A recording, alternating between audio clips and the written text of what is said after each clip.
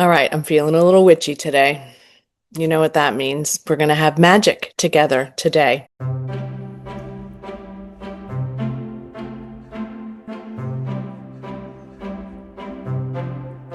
Hi, readers. I'm Lori. Welcome to my channel. Welcome back to my channel. Happy that you're here, and welcome to the November 2025 most anticipated reads list that I have curated.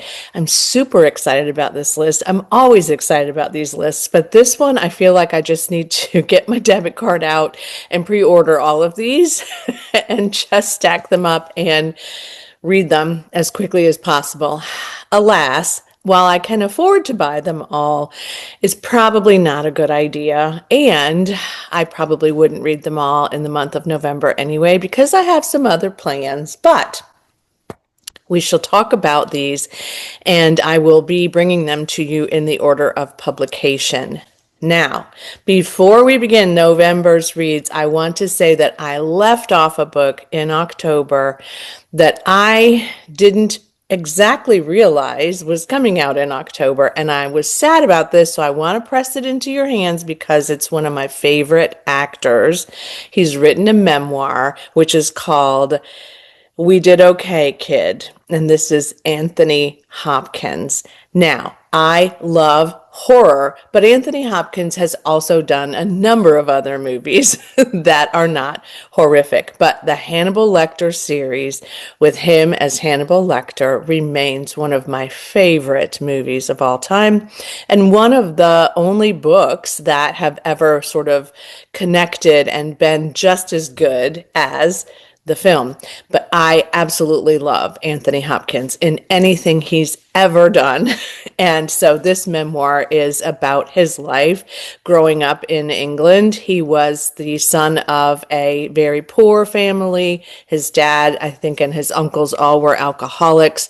He also was an alcoholic and has been sober for a number of years and really does still continue to work on himself and to recognize the damage that did to his family. He lost his marriage to his first wife. They divorced. He didn't have a relationship with his son.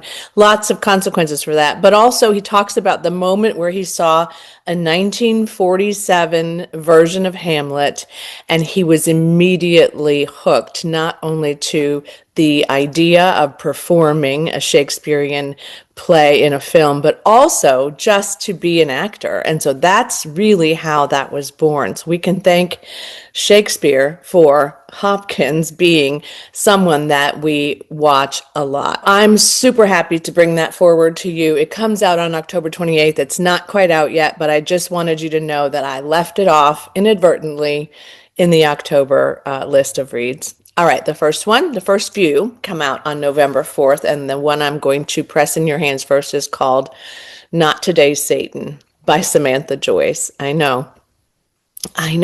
This is even weirder because it's young adult fantasy, and I don't read a lot of that, but it just grabbed me because it's about the devil's daughter and how she's being groomed to be able to take over for him. She's 17 years old, and she's going to inherit the throne at some point. Now, I thought that Satan wouldn't ever die, but perhaps he just retires. I don't know. But the premise of this is really hilarious. What's happening for her is that she's not getting friends. She's not, being with people that she cares about because they're all intimidated by her because she's the child of Satan, obviously. And there's a lot of people in her community that are sinners and they've done terrible things. And so she's just really not jamming with a lot of people. But then this guy named Nathan shows up in hell, and Nathan is there by accident. He's really not meant to be there.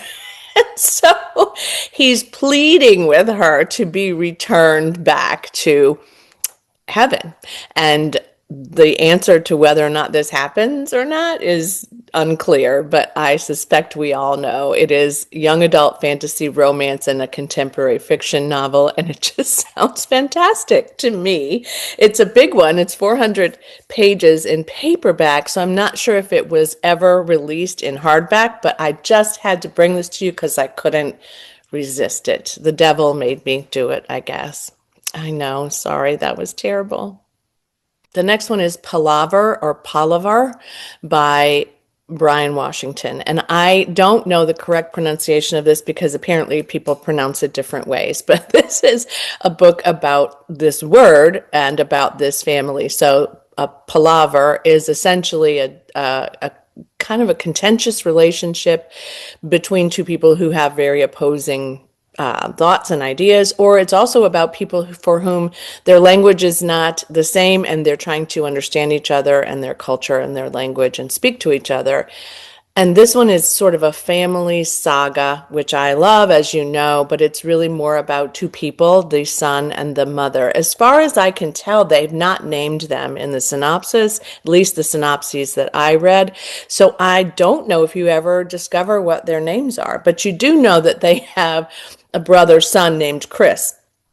But nevertheless, Chris is the reason why this son went to live in Tokyo, and he's an English tutor over there, and he's having an affair with a married man, and he's really just struggling for, kind of reasons that he's estranged from his family in Houston, and he's just kind of adrift.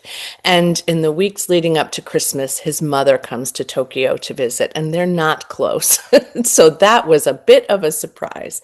They are living in his home in Tokyo, and they are really struggling. They're in a palaver, okay? They are not getting along. They're not feeling the same things. They're just really struggling. And really, this is an exploration of what home means and what family means and how people can share or be aware of their memories and their youth and what brought them to where they are now, so that maybe they can find some level of relationship and love and caring for each other. It sounds really, really good. I almost bought and read Family Meal by Brian Washington. I think I brought that forward in a most anticipated video when it came out, and I never did get to that. I've seen it in the store. I look at it a lot. I think about it a lot. I just haven't gotten to it. But I do think Brian Washington is a very good writer. His contemporary work is praised a lot. So this is an LGBTQ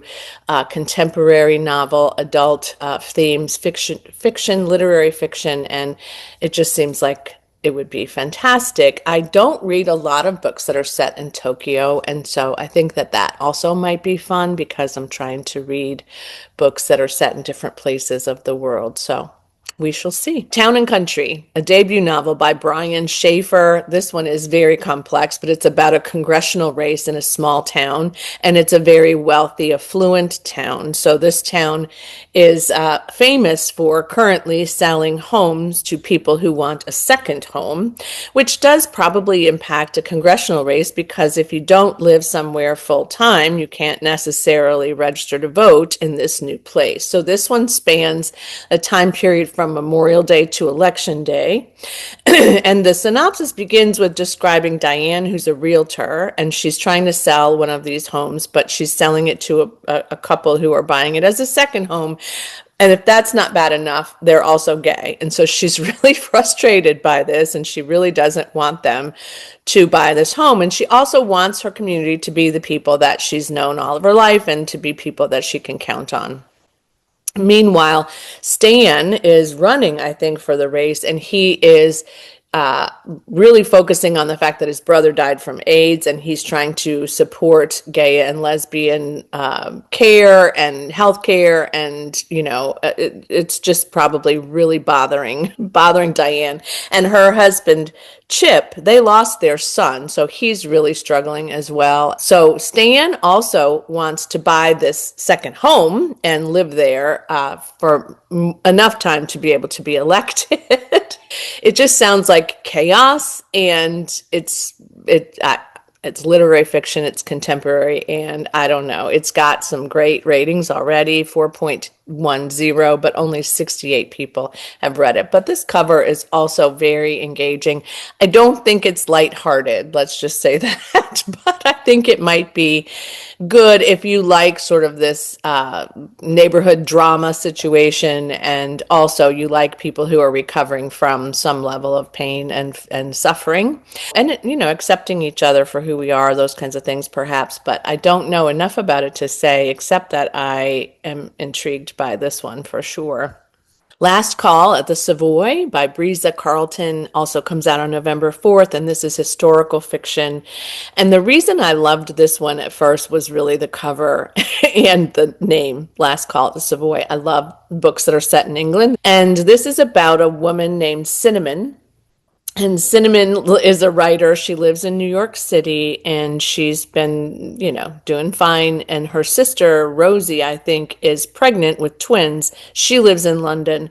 And Cinnamon decides to go to London and stay for a while to help support her because she's been put on bed rest. Cinnamon goes to England and she gets a room at the Savoy, which I'm not sure why she wouldn't live with her sister, but it doesn't really matter. Cinnamon, staying at the Savoy, also ends up going to the bar, and there's an American bar there. So she meets a bartender, and she's talking about these cocktails that are just really phenomenal. And the bartender tells her a story about a woman named Ada, who was the first female bartender at the Savoy, but nobody talks about her. Nobody knows who she is. It's just she's lost in history. And she made these incredible drinks. And Cinnamon's really not happy about that. And she wants to understand why Ada wasn't noticeable and wasn't something that people were talking about. And so she tries to uncover this story. And of course, Cinnamon also meets a historian that's good looking. And so there's a little bit of a love story in here too, I think, which may rewrite her story as well. So I think the sister with the twins is definitely a minor character in this one, but it sounds like it's going to be good. Okay, guys, this one. Oh my goodness, I can't wait to read this one. This one is going to come out on November 11th. This is a debut novel by Grace Walker. It is thrilling. It is dystopian. It is science fiction-y. It is fantasy. It is lots of things, okay? But this one, the tagline is, "How far would you go to never say goodbye?" The Merge is a book about people who can merge their brains with somebody else in their family.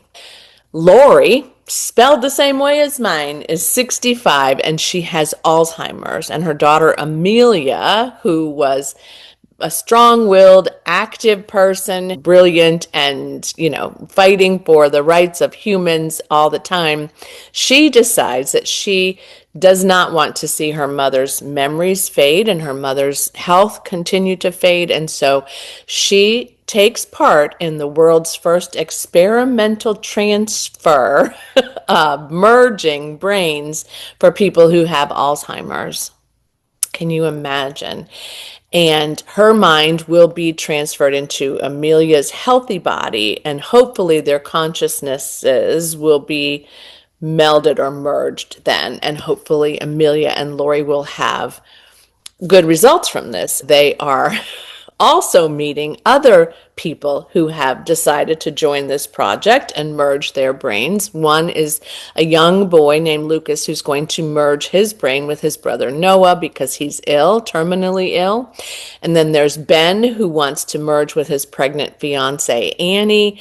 It's a number of people are going to go through this merge. I'm not sure what's going to happen, but this is billed as fantastic, and this is also billed as an astonishing new voice in dystopian fantasy sci-fi, and I think this one I have to get. I just can't. But yes, The Merge. Can you imagine? Who would you merge with if you had the opportunity? I get the whole thing about the Alzheimer's. It's the worst. It's one of my biggest fears. But there's so many other reasons, right? That you could want to merge with somebody and help them. It's just fantastic. All right, let's talk about something a little lighter. hopefully. The next one is nonfiction. It also comes out on November 11th, and this is Making Mary Poppins, the Sherman Brothers, Walt Disney, and the Creation of the Classic Film by Todd James Pierce. Also has some good ratings, not a lot of buzz yet. This one is super exciting to me because I love the movie Mary Poppins and the story behind it. This is about 258 pages, I think, or 260 something. I don't know. It's not a ton. And it's also called Pop Culture, as well as nonfiction and history. So this would be a fun read, I think. And I really want to get to this. But it's really about the Shermans, Bob and Dick Sherman, who were songwriters, and they were relatively unknown. And they walked into the Walt Disney Studios one day because they wanted to pitch a song that Annette Funicello could sing.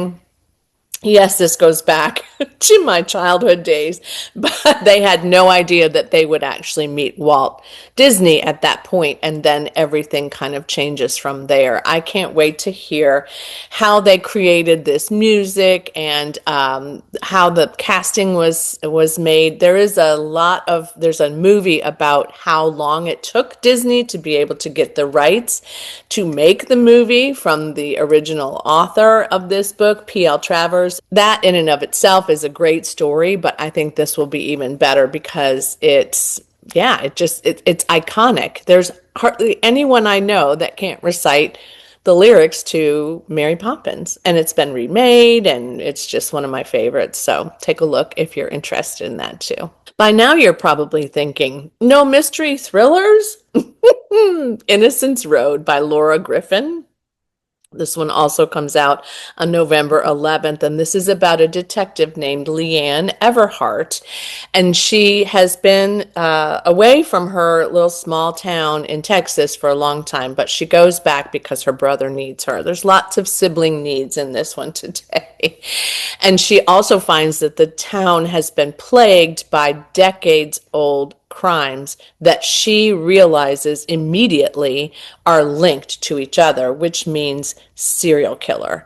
But the people in this little tiny town in Texas that are working for the sheriff's department or the police department are not great investigators, or are they covering up for someone that they know? I don't know. But she has to work through this and try to solve this murder and hunt down this serial killer who has killed dozens of women by now, with all of these people looking at these as cold cases and not wanting to support her at all. And maybe they're even going to try to get in her way. It's also, besides mystery thriller, police procedural and suspense, it's also billed as romantic suspense. And so that was one that I don't see often, but I'm okay with that too. This is a beautiful cover as well. It's very bright and it's interesting, right? Like, it's very interesting. So I think it'll be good. And you know, I love a mystery thriller. You know what else I love?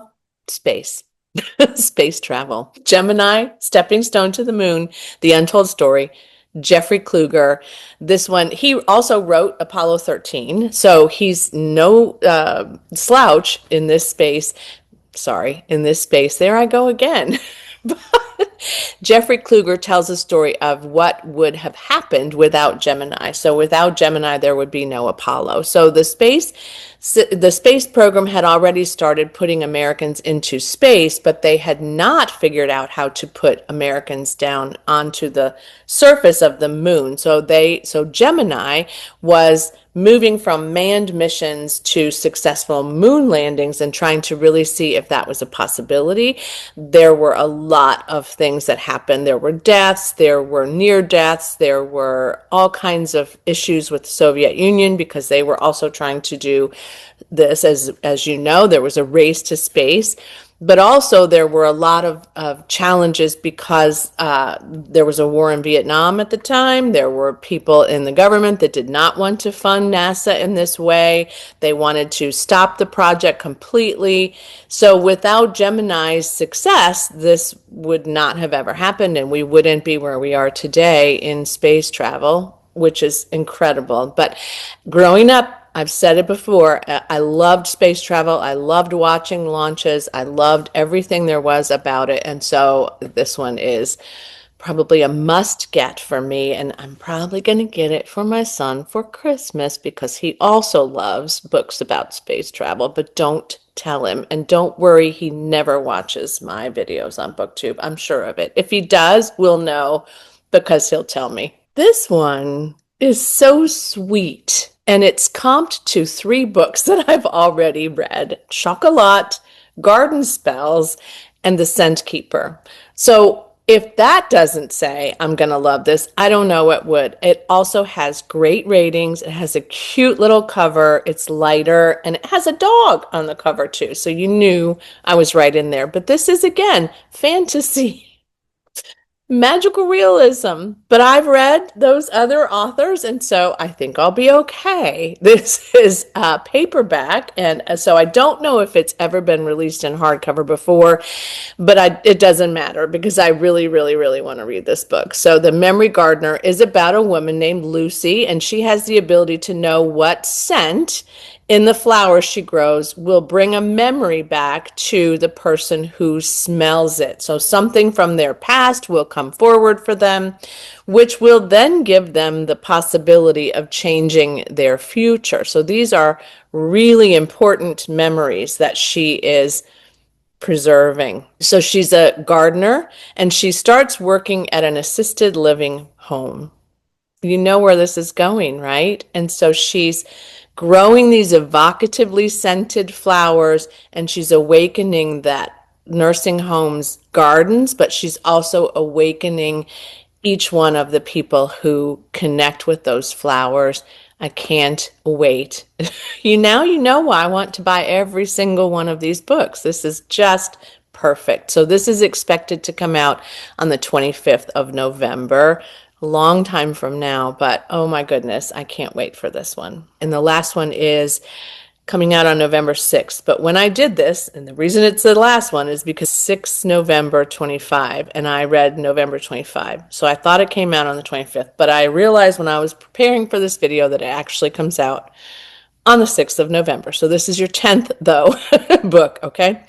Now, this one had me at the title, As Many Souls as Stars.